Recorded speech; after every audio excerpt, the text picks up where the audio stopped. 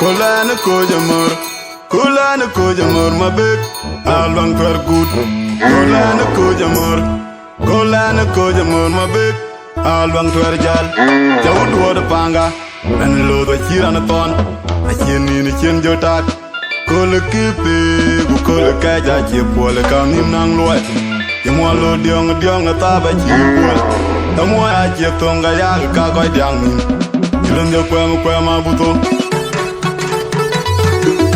Kilo tere janko, undi dia lila yonya ngelo. Anige ma kulo ya. Anige ma kulo ngoku. Anige ma kulo ngelo. Ay tere mun kuma ali apanchol.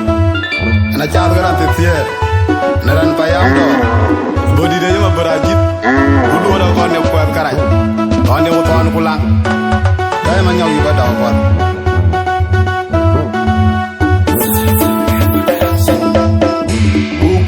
Dan cukumi lona yam aini jaka kuma pe adinga kai kai kurumento kane oge gerto ai mami yam ne nale ejera yam ne ejele karosi mami tunya o abo terbi dinyengere ai kir kaito kabera lona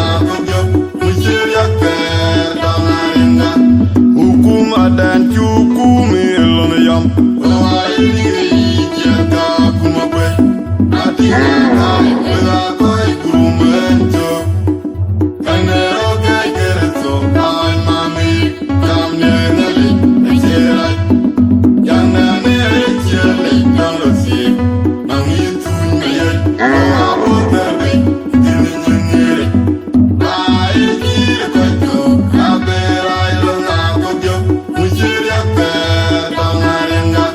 Panda ne jir koito abera ilona kugyo mujiria ter dongarenga Panda ne jir koito abera ilona kugyo mujiria ter dongarenga Nan kwe kena weko inye jidu jir ilokela Aja kuri kerembulunula Nana paye jiman Eiko nyelantami